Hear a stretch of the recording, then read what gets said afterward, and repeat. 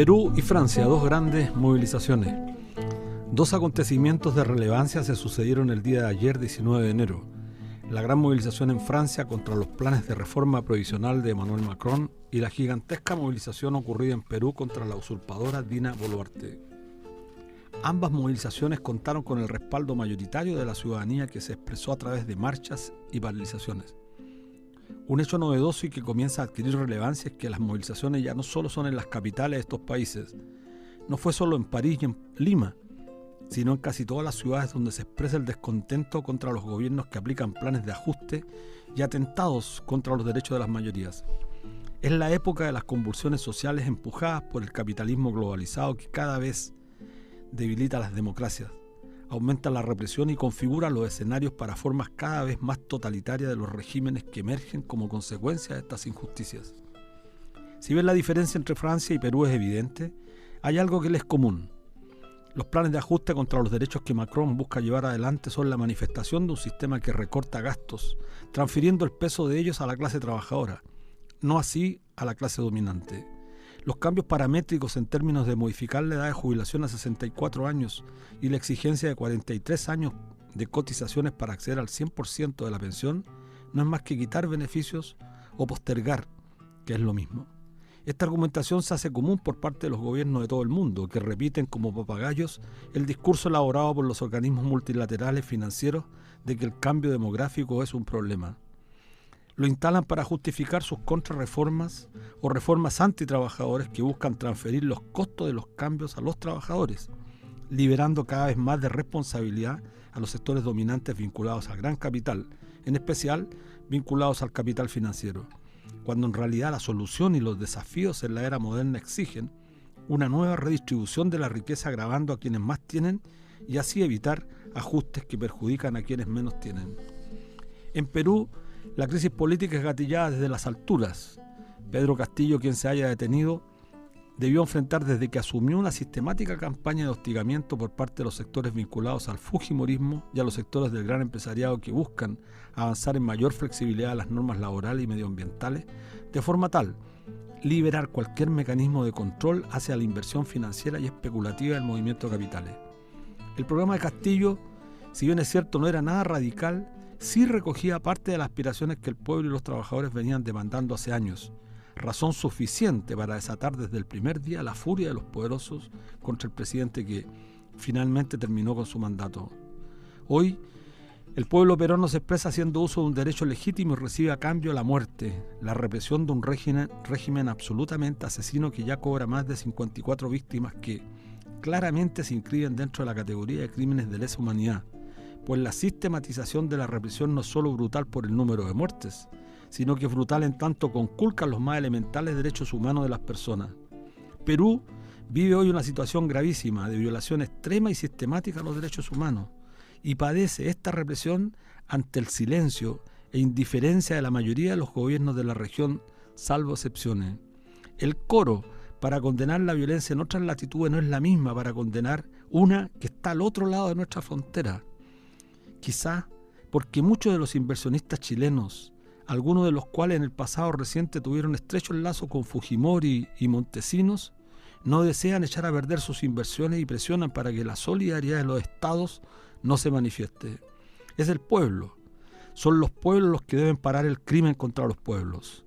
En la hora presente de dominio de los regímenes totalitarios, la necesidad de solidaridad internacional adquiere mayor importancia y desde todas las instancias debemos promoverlas en defensa de la vida de nuestros hermanos peruanos.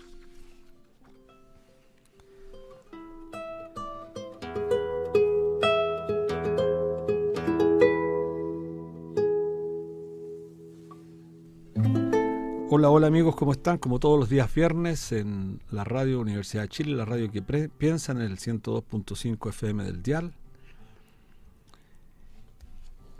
Y además bajo nuestra señal online @canal.social, bajo la dirección de nuestra periodista Ana Muga Sáez, que en esta oportunidad está junto a nosotros. Así que hola Ana, ¿cómo estás? Bien.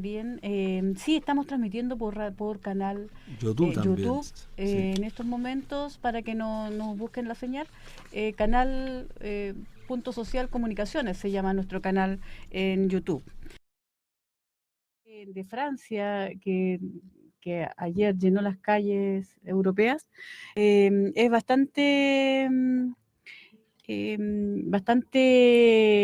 motivador en realidad, porque o sea, ver salir a la gente a defender sus derechos en un país desarrollado que tiene avanzados, digamos, derechos sociales, es sirve, digamos, como un incentivo también para nuestro país, en la medida en que también nosotros que no tenemos seguridad social, que en Chile no existe la seguridad social, somos capaces también de tomar esta lección y poder también salir a defender nuestros derechos, el derecho a la seguridad social. No hay diferencias, hay grandes diferencias con el caso francés. Ellos salieron a protestar, salieron a defender que no le aumente la edad de jubilación en 2 años. Ellos tienen garantizada una pensión digna al terminar su vida activa. Lo que están pidiendo, digamos, es que no les aumenten de 62 a 64 años.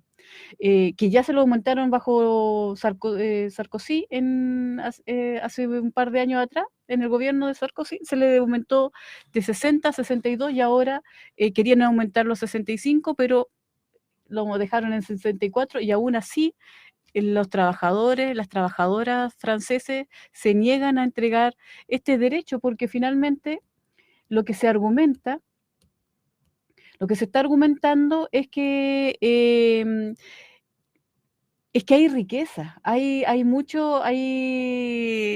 los sectores dominantes, el empresariado tiene riqueza, tiene de dónde, y no, ¿por qué tienen que estarle quitando, digamos, recursos a los trabajadores, aumentando la carga, digamos, impositiva a los trabajadores para seguir pagando las pensiones? Y eso tiene que ver mucho con que el capitalismo a nivel internacional le echó el ojo a este pozo de recursos gigantesco, para este tremendo pozo de recursos del mundo del trabajo, el ahorro. Espera, déjame. Acércate un poquito más, Ana, nos dicen. Ahí sí. Ya, vamos a ahí tratar de que me escuchen entonces. Sí, lo que me llama la atención es el tema de que hace rato ya que le están echando el ojo desde Chile, digamos, salió esta señal de que es un montón de recursos que quieren echarle mano al capitalismo a nivel internacional. Y por eso es que están viendo y están atacando todos estos regímenes en Europa principalmente. Por Sí, eso, bueno que los auditores de la Radio Universidad de Chile distingan clara y categóricamente lo que está ocurriendo en Francia respecto a lo que ocurre en Chile. Allá hay un régimen de seguridad social, lo que están peleando los trabajadores y trabajadoras franceses justamente porque no se aumente lo que se conoce como cambios paramétricos, es decir, aumentar la edad de pensionarse a los 64 años para todos los trabajadores y trabajadoras, que es una medida que se justifica solamente en los sistemas de seguridad social, pero en Chile estamos lejos. Pero además cuando se plantea que tienen que tener 44 o 43 años de contribuciones para acceder al 100%, estamos hablando del 100% de la tasa de reemplazo, es decir, el monto que tenían en la vida activa. Chile no tiene ninguna relación con ello. Y cuando la derecha en este país, no solamente la derecha, muchos economistas colocan el ejemplo de Francia, es absolutamente radical la diferencia que hay. De hecho, esta paralización ha sido muy importantísima, pero muy importante, no solamente en París, tenemos datos que en Niza, por ejemplo, más de 25.000 personas se modificaron, en Nantes 50.000, en Lyon más de 30.000, en Marsella 145.000 trabajadores. Es decir, una movilización que, como decíamos en la presentación, ya no solamente en las grandes capitales de los países, no solamente el caso peruano que estábamos comentando, no solamente en Lima, sino que en todas las ciudades del mundo. Más de 1 millón de personas salieron a las calles. Bueno, según esos los datos oficiales, según la CGT, en Francia se movilizaron 2.300.000 personas. Mira. Y el líder de la CGT sugirió en una frase que es bastante importante para que escuchen los chilenos, sugirió cortarle la luz a los multimillonarios franceses para desarrollar empatía en ellos, para que sientan lo que sienten los trabajadores y trabajadoras francesas cuando sufren con las pensiones miserables. Él lo planteó, el secretario general de la CGT. Ojalá tuviéramos dirigentes con una mínima estatura en este país, sindicalistas particularmente, que mantengan la autonomía de los gobiernos de turno y que enfrenten con claridad, con decisión, con valentía, con convicción las demandas de la ciudadanía y no se conviertan en estropajos, que aplauden solamente las demandas de las propuestas de cualquier gobierno. Reforzar quizá el tema de los cambios paramétricos. En Chile se está también instalando el discurso oficial, digamos, de los grupos económicos, de los que defienden a las AFP, es que se aumente la edad de jubilación de las mujeres y de los hombres. Y de las mujeres lo han forzado desde el 2008 con Marcel. Mario Marcel fue el primero que instaló el correr la edad de jubilación a los 65 años al entregar todos los beneficios públicos a partir de esa edad. Así es. Pero, ¿cuál es la diferencia, como tú planteas, digamos? En Chile, si nosotros aumentamos la edad de jubilación bajo este sistema de capitalización individual, esa sería plata que mes a mes le iría a parar a los bolsillos, digamos, a las arcas de las AFP, pero que finalmente tendría que ser el Estado el que va a tener que mejorar las condiciones de las pensiones, como lo hace hasta ahora. Más del 60% de las pensiones que se pagan ahora es a través de las platas públicas. Bueno, entonces, eso no se puede. Tenemos que cambiar de sistema a un sistema público para recién empezar a discutir si se cambian o no los parámetros de... Bueno, y veamos el tema, Ana, porque nos dicen que ya está en contacto Erwin Salazar de Perú. Vamos a conversar con él en segundos a propósito de la gran movilización del pueblo peruano ayer, que movilizó a gente, a ciudadanos, a trabajadores en Arequipa, el Cusco, Juliaca, Tacna, Ayacucho, Lambayeque, Puno, Trujillo.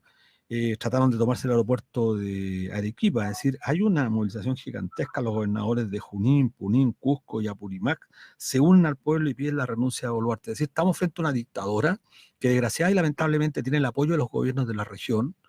Es que tiene el apoyo del gobierno, el apoyo más importante, Estados Unidos la puso ahí. Bueno, Estados Unidos tiene el apoyo de Chile toda la también, información, claro. Sí. Entonces, no así el de Argentina, no así el de Bolivia, pero el de Chile. Entonces eso es lo grave.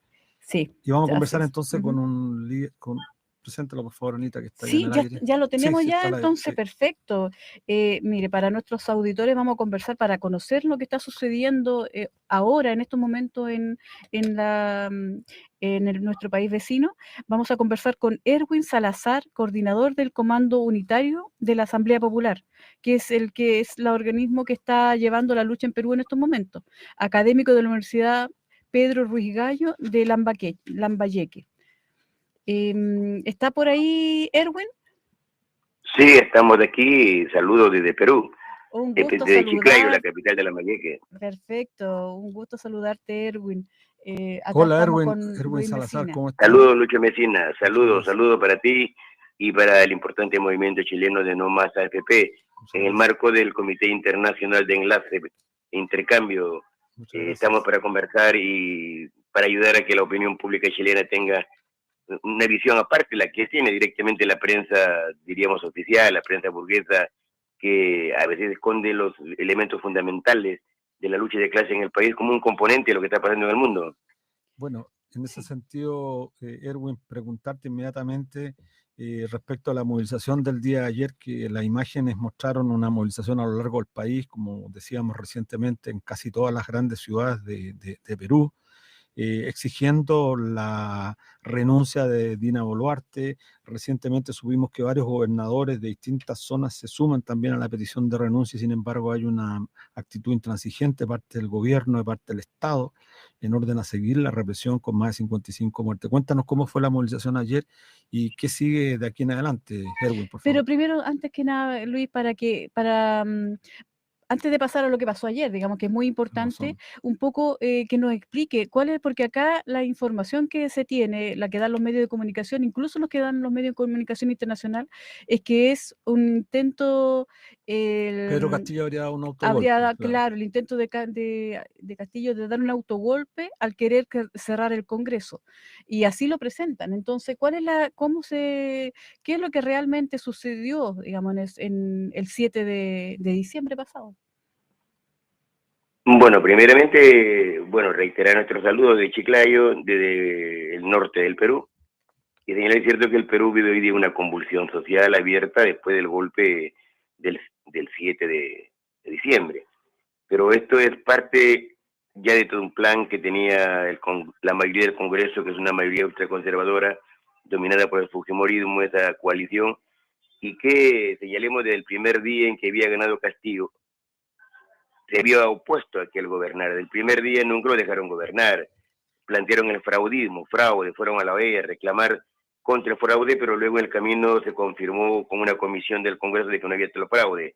En segundo lugar, lo interpelaron como cerca de 80 ministros. En tercer lugar, hubieron antes de esta tercera vacancia 2 intentos de vacancia, y el día 7 había un tercer intento de vacancia. Y entonces, por parte de esta coalición ultraconservadora que está dentro, subrayo del Congreso, ¿no? Y esto naturalmente que ha estado coordinándose, no nos cabe ninguna duda, con la embajada americana en Lima, que tenía como embajadora a Lisa Kena. Lisa Kena es una calificada agente de la CIA, que ha estado con 10 años de profesionalismo en este organismo del Servicio de Inteligencia Americana, y que estaba haciendo un trabajo de zapa. Un día antes del golpe ha tenido una reunión con el exministro de Defensa de Castillo, de nombre Emilio Bobbio, y el primer minuto en que fue proclamada como gobierno de facto Dina Boluarte, el primer comunicado mundial que salió en apoyo y respaldo de ella vino de la embajada americana. A los 3 días ha habido otra reunión en Palacio de Gobierno entre la embajadora norteamericana Lisa McKenna con Dina Boluarte, y al día siguiente, el 14, ha salido el estado de emergencia. Eso para comprender los antecedentes, porque el día 14, el estado de emergencia y el toque de queda ha determinado de que el ejército y la policía tomen el control del país.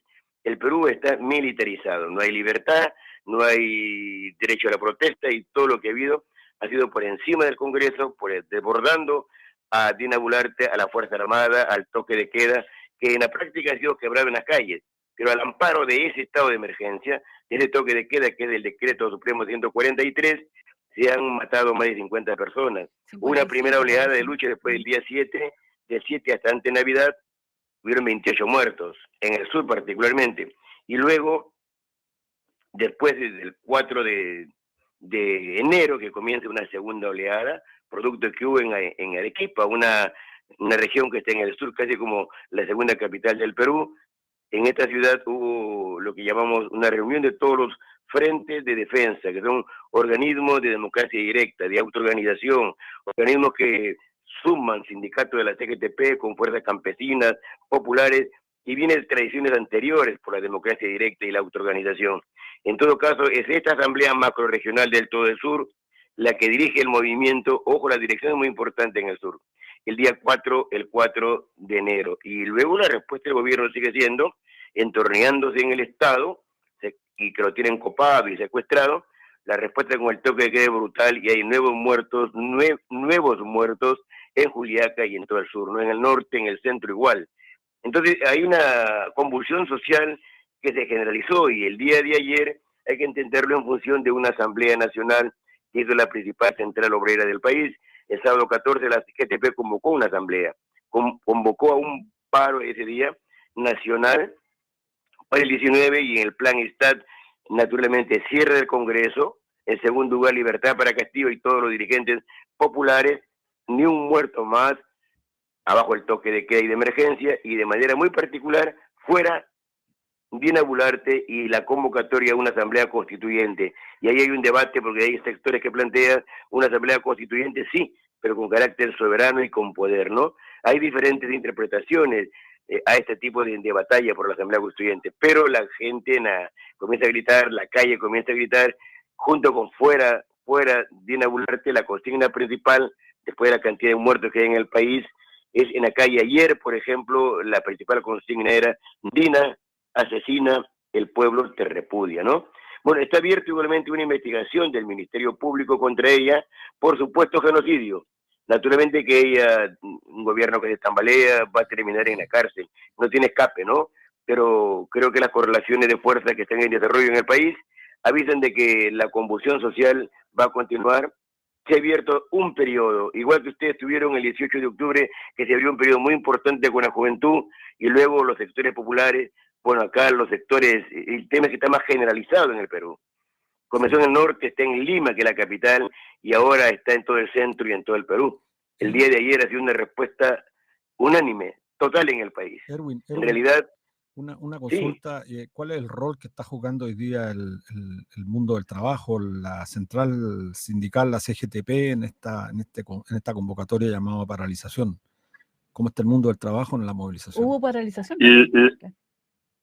claro, la Confederación General es una central que tiene más de medio siglo de existencia después del 6-8, y es la central más importante producto de todos los combates, de toda la lucha que ha tenido la clase trabajadora peruana en todos los últimos 50 años, ¿no? Las bases justamente de la CGTP están en todo el país, están en una línea de movilización, son la articulación con los sectores populares en esta batalla, ¿no? Naturalmente de que también hay desbordes a las propias bases de la CGTP, ¿no? Pero creo que es muy importante porque, digo, se ha abierto un periodo de convulsión social. Más de 200 años después de la independencia formal, subrayo lo de formal de la República en el país, la parte del sur fue la más castigada, siempre hemos sido una semicolonia, primero inglesa, luego norteamericana, los grandes problemas de la salud, la educación, los problemas del agua potable, de la agricultura no están resueltos, un país atrasado. De tal manera que... Erwin, ¿qué rol juegan los partidos políticos, los partidos de izquierda en el Perú? Bueno, los partidos de izquierda están antes de las elecciones del propio Castillo totalmente fragmentados, dispersos. Hay una profunda crisis de representación, yo diría un vacío de representación. Por eso ganó Castillo. Castillo era un personaje desconocido y entró casi como en un vientre de alquiler que era Perú Libre. Él venía de una cantera que se llamaba Perú Posible, un partido que había sido del propio Toledo, ¿no? Un partido burgués.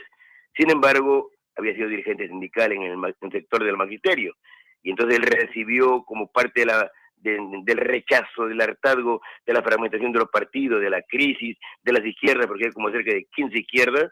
Entonces, en la primera vuelta pasaron 2 partidos. El partido de Keiko Fujimori y el partido de Perú Libre con Castillo. Bueno, y la segunda vuelta, la sumatoria de todos los hartazgos contra los diferentes partidos, el rechazo, la resistencia, las protestas, se han concentrado abiertamente en Castillo, ¿no? Castillo es, yo diría, la expresión de una protesta muy profunda en el país, en plena crisis, ¿no? Y fragmentación de los partidos.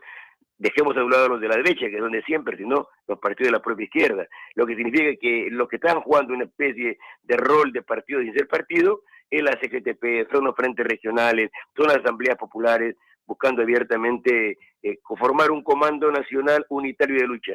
Hoy una de las voces importantes que es un comando nacional unitario de lucha, volviendo a las mejores tradiciones del movimiento obrero del primer paro nacional que hubo el 19 de julio de 1977. Ya. Erwin, mira, ya tenemos, los tiempos son cortitos acá en la radio, para redondear y que nos quede un poco a los chilenos, a las chilenas que estamos escuchando acá, que nos quede más o menos claro. ¿Cuáles son las perspectivas de la movilización en estos momentos que están llevando a cabo el pueblo peruano, digamos? ¿Hay posibilidades de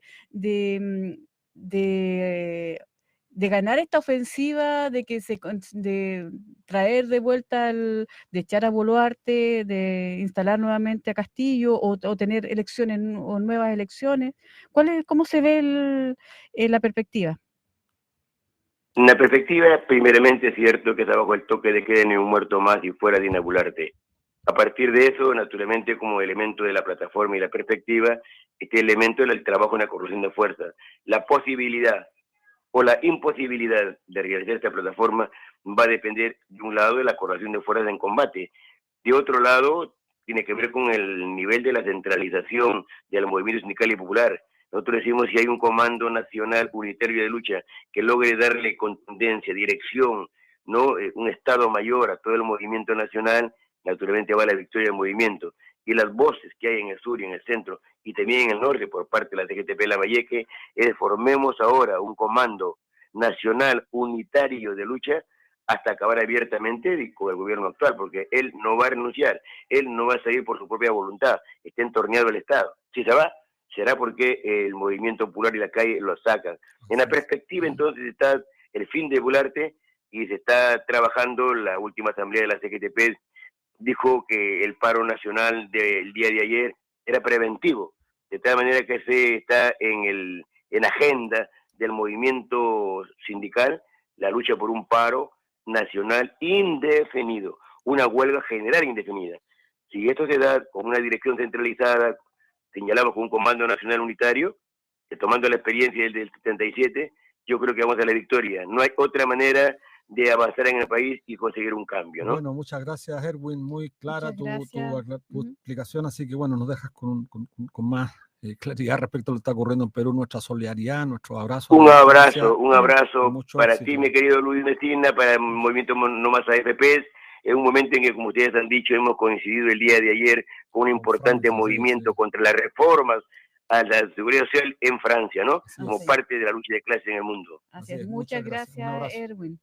Y vamos ahora a un corte musical también. En estos momentos estamos de vuelta en nuestro programa Debate Social de Radio Universidad de Chile, que se transmite por el 102.5 del dial FM de la radio, por su señal online y también a través del streaming de nuestro fanpage y el YouTube canal Punto Social. Para todas las personas que nos escuchen y que quieran escuchar nuevamente las entrevistas que aquí se hacen, lo pueden hacer ahí en nuestro canal YouTube.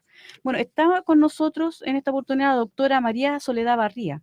Ella es médica internista, académica y política, ex ministra de Salud durante el gobierno del primer gobierno de Michelle Bachelet y actualmente es profesora del Departamento de Salud de la Universidad de Los Lagos. Bienvenida. Muchas gracias. Doctora Barría. Soledad, ¿cómo le gusta? Claro, Soledad, ese siempre Soledad. es el... Sí, está bien. Es decir, doctora, para acabar con esas distinciones que se hace a los hombres, generalmente se les trata de doctores y a las... Ah, sí. Claro, sí, un día hubo una discusión acerca de eso. A las mujeres médicas se les trataba como por el nombre. Con mucho honor, yo fui parte del primer gabinete paritario que tuvo el país, el 2006. Qué bien. Porque se nos olvida que hace 15 años más ya teníamos un primer gabinete paritario en este país en el primer gobierno de la presidenta Bachelet, que instaló muchos adelantos que después se van quedando en el camino, se van perdiendo, ¿no? Pero ahí está, yo creo que el tema feminista y el tema de la mejora en la igualdad de oportunidades realmente para las mujeres son temas que hemos avanzado como país. Se ha ido instalando, claro, el tema de la paridad. Exactamente.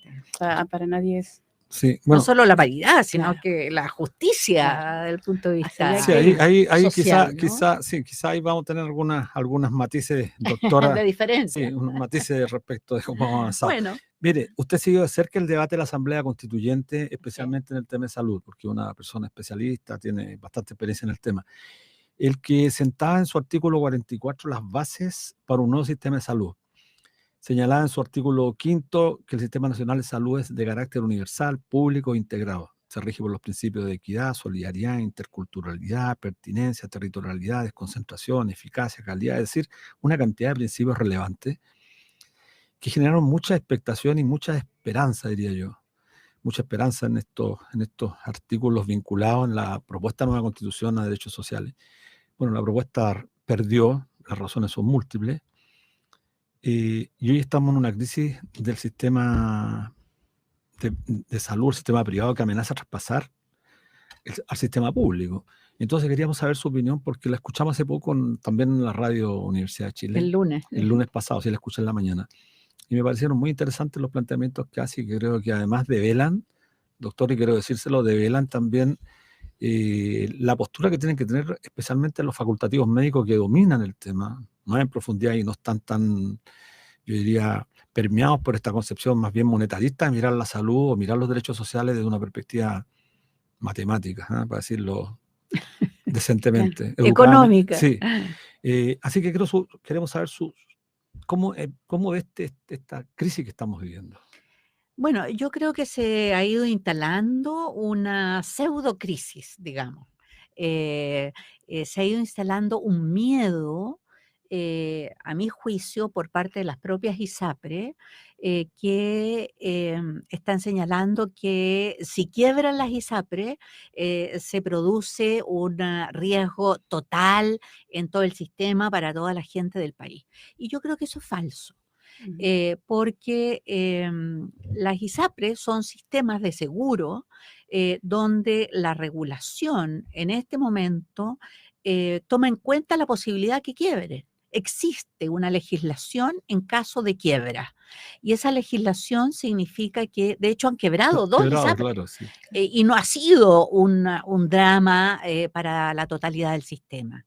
Entonces, existe una legislación, eso significa que si una ISAPRE no puede, cae en insolvencia, en quiebra, el Estado, a través de la Superintendencia de Salud, nombra un interventor y hace una salida ordenada, por así decir, del pago, ¿no es cierto?, de los compromisos. Las ISAPRES tienen un encaje que se llama, es decir, recursos que están en que tienen que estar Acreditado. claro, Sí. acreditado, justamente para que no quede en el aire los prestadores privados ni las personas que están aseguradas. Entonces, hay mecanismos para asegurarles a las personas que no van a quedar en el aire, sino que tendrán que ser absorbidas por otra ISAPRE o bien ir al FONASA en condiciones que podemos conversar después. Pero no, de ninguna manera esto es el desastre completo para todo el sistema tal como se está Sí, porque usted haciendo creer, lo ha dicho ¿no? muy bien, ha distinguido y creo que es bueno para nuestros auditores. Estamos conversando con la doctora Barría, ex ministra de Estado, distinguir entre el prestador privado, que son Y las clínicas privadas, exacto. los centros médicos privados, Y de los seguros. los seguros, claro. Son cosas completamente distintas. Que actúa intermediaria, digamos, la ISAPRE de estas clínicas, Las ISAPRE, en el fondo, aseguran a las personas que están en el ISAPRE, que son hartos, son 3 millones de beneficiarios, son como 1,5 millones de afiliados, digamos, que pagan directamente. Y la gente que está en ISAPRE paga en promedio un 10,5% de su sueldo. A diferencia de lo que están en FONASA, que pagan el 7%, ¿no es cierto? Entonces, hay que distinguir absolutamente lo que decía Luis, que el sistema privado no son las ISAPRES. Las ISAPRES son una parte, sí. Es la parte financiera de seguro del sistema privado. El sistema privado más importante son los proveedores que se llaman, que son las clínicas, que son los médicos que tienen su consulta, el kinesiólogo que tiene una pequeña clínica, una consulta, en fin, esos son los proveedores privados. Las ISAPRES le compran servicio a los proveedores privados. Y FONASA, que es el seguro público, también le compra. De hecho, los prestadores privados, un 40% de los ingresos de los prestadores privados son de FONASA, no es el 100% de las ISAPRES. Entonces, con esto quiero decirle que el que quiebren algunas ISAPRES no significa que los prestadores privados vayan a desaparecer como se quiere hacer ver. Yo creo que estamos en un momento en que las ISAPRES están pasando por las ISAPRES han usufructuado desde la instalación en los 80, ¿no es cierto?, en plena instalación del neoliberalismo más puro y duro. Se crean estas instituciones que son seguros intermediarios, como usted dice, en que, fíjese que cuando partimos, lo que se cotizaba en salud era el 2%. Cuando se crean las ISAPRES se sube al 4%, pero no fue suficiente, se subió al 7%. Esto por parte del Estado, que lo que quería hacer la dictadura era propiciar los sistemas privados.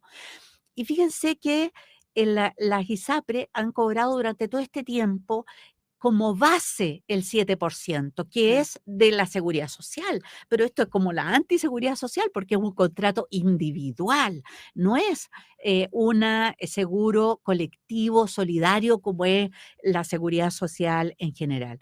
Pero un dato, yo quiero mostrarle lo que se buscó en los años de dictadura para fortalecer las ISAPRES. Fíjense que había dos mecanismos.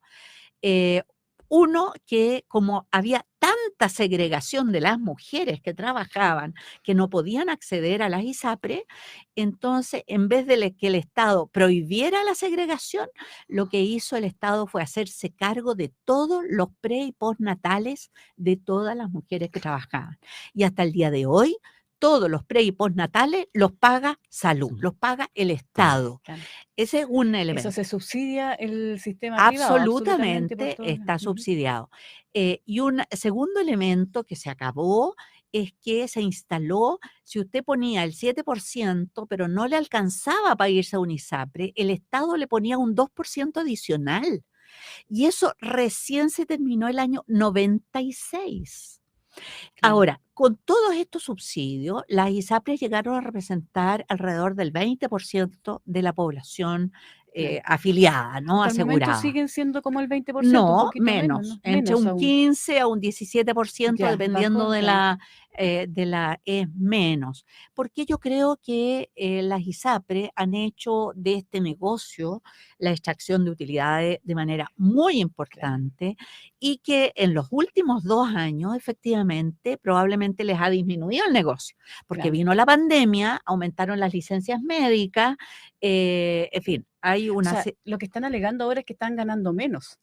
No están recibiendo la Bueno, cantidad de de hecho recursos hay que estaban dos recibiendo antes. que han mostrado cifras negativas. Claro, están Ya, ganando menos, algunas incluso con algunas cifras negativas, pero esto en la empresa privada es así. claro. A veces O sea, lucran más el y problema es otras que se han veces menos. acostumbrado a ganar en cifras siderales y además de que sin tener, porque tienen a la gente que está sana, a los principalmente hombres, sanos, Bueno, jóvenes, ¿ya? segregan, Claro. claro, ¿Mm? segregan por ingreso, porque hay que poder pagar la cuota, segregan, y lo de los ingresos es muy importante, porque en salud gran parte de la carga de enfermedad tiene que ver con la condición socioeconómica. Entonces, cuando decimos que FONASA se hace cargo de la gente más vulnerable, más pobre, estamos hablando que se hace cargo de muchos más enfermos. ¿Me Claro. entiendes? Que los que están en ISAPRE. En segundo lugar son los más jóvenes y en general son hombres, porque segrega Claro. a las mujeres, a los más viejos, Claro. y porque fíjese que Hasta hace ustedes poco esto me lo tenían van a el entender viento de, claro, perfectamente con las jubilaciones. Si usted estaba ganando un claro, 1,5 millones o 2 claro, millones de pesos cuando estaba en la vida activa Activa. y pagaba 300 lucas el ISAPRE, resulta que jubila y no hay necesidad que lo echen el ISAPRE, pero no puede pagar 300 lucas cuando su jubilación va a ser Claro. de 350, claro. imposible, ¿no? Entonces van quedando las ISAPRE con las personas que les convienen Claro. desde el punto de vista del negocio.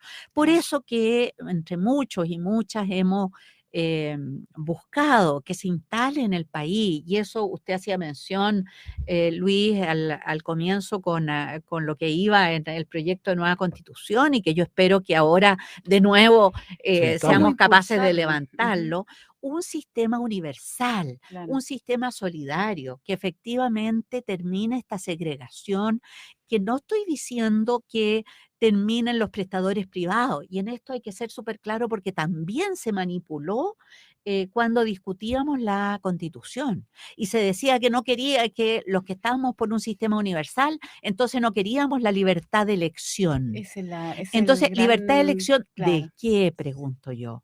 ¿Del claro, seguro o de los prestadores? claro. Los seguros, la seguridad social no tiene en ninguna parte del mundo, existe elección en la seguridad social.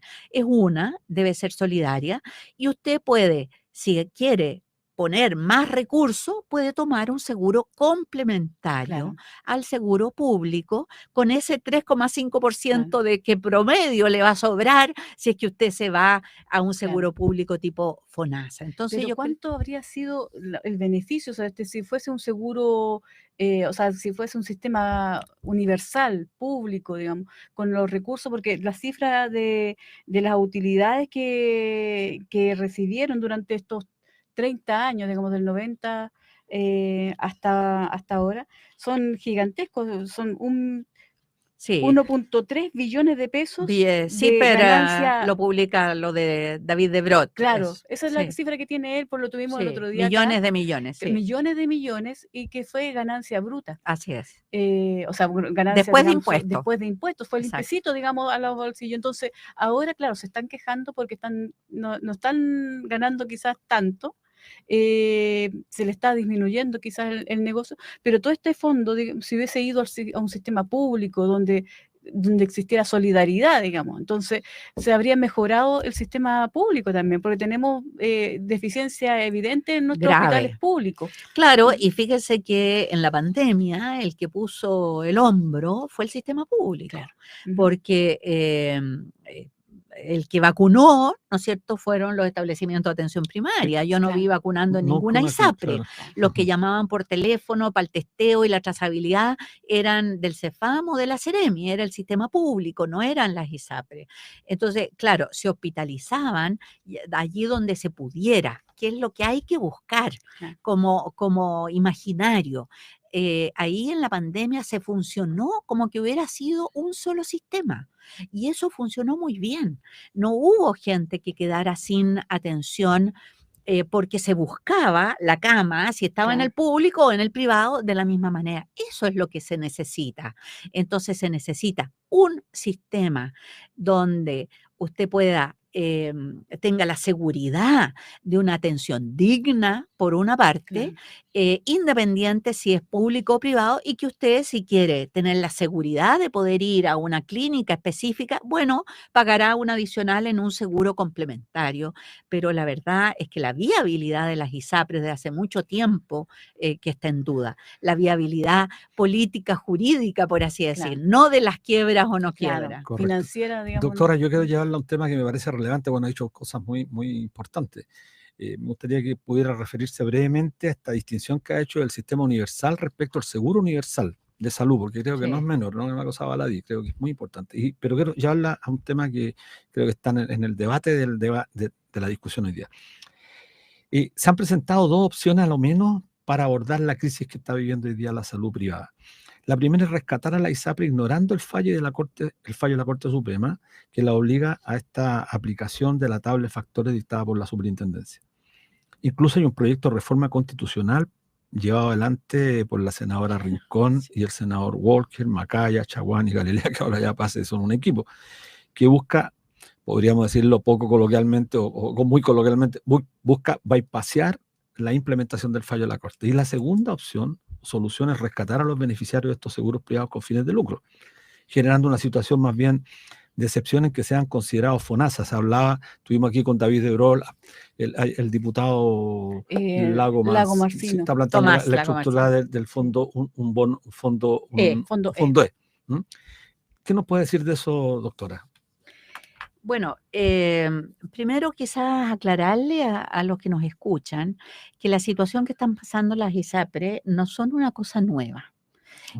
Las ISAPRE, desde que partieron, cobraban de acuerdo a una tabla de factores que permitía esta discriminación que yo les estoy señalando. Entonces, si usted era mayor, le cobraban 3 veces lo que una persona más joven; si era mujer, 1,5 veces, 1,8 veces, o sea, eso se llama tabla de factores, en que en el fondo, de acuerdo al riesgo de salud, le cobraban la prima. De eso estamos hablando. Bueno, el 2010 el Tribunal Constitucional dijo que esas tablas de factores eran inconstitucionales. 2010, estamos hablando hace 13 años atrás. El 2019, bueno, empezaron las ISAPRES a disminuir la cantidad de planes, porque tenían en ese momento como 57.000 planes o una cosa loca. El 2019, la superintendencia estableció podríamos decir, una tabla de factores tipo, y se las envió a todas las ISAPRES. Y lo que la Corte Suprema acoge, que es acoge recursos porque les estaban subiendo a personas, digamos, sin causal, lo que dice la Corte Suprema es que las ISAPRES tienen la obligación de de cumplir Claro. esa orden del 2019. En forma retroactiva, además. Claro, porque no la cumplido. estaban cumpliendo, porque no están cumpliendo la ley. Entonces, aquí hay un Qué tema de, terrible, sí. esto no es una cosa que la Corte Suprema tenga la culpa. Aquí hay un incumplimiento de la ley por parte de las ISAPRE, que lo que la Corte Suprema ha hecho, es decir, las ISAPRE tienen Cúmplase, claro. que a lo menos cumplir, ¿no es cierto?, con el instructivo del 2019. Muy bien. Y eso es el escándalo que tenemos en este momento. Ahora, bueno, a mí me parece absolutamente improcedente esta reforma constitucional que han presentado Rincón y colaboradores, porque al final hace que paguen ese no cumplimiento de la ley, se lo cargan de nuevo a las personas y no a las ISAPRE. Entonces, no me parece de ninguna manera. La verdad es que esto del fondo yo no me gusta tanto tampoco, ¿no? Porque FONASA es un fondo solidario, no permite planes individuales. Entonces, hacer que FONASA se haga cargo de planes individuales me parece un peligro muy importante que no corresponde. La superintendencia puede hacerse cargo, pero no el FONASA. O sea, busquemos otra entidad que se haga cargo y que permita, porque existe en la ley, el superintendente nombra un interventor que se hace cargo de la cartera, eso está institucionalizado, no necesitamos una ley nueva para eso.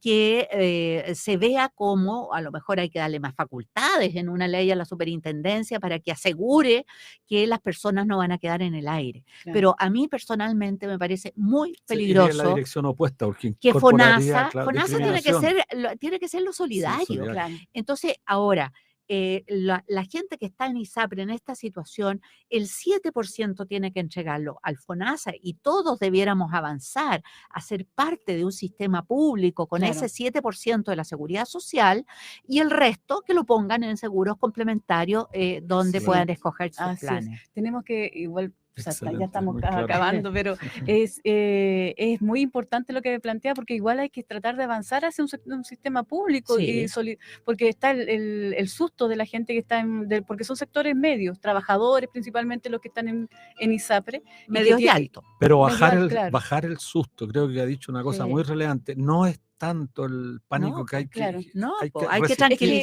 tranquilizar. Claro, yo creo que el pánico se produce porque las aseguradoras, las ISAPRES, tienen interés en que se legisle de la mejor manera para ellos. O sea, tienen razón, porque son actores sociales y todos en estos momentos buscan quedar de la mejor manera. Pero yo diría tranquilidad.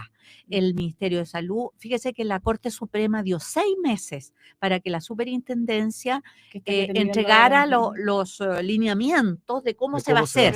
Y al mes y medio ya están diciendo que el gobierno no cumple.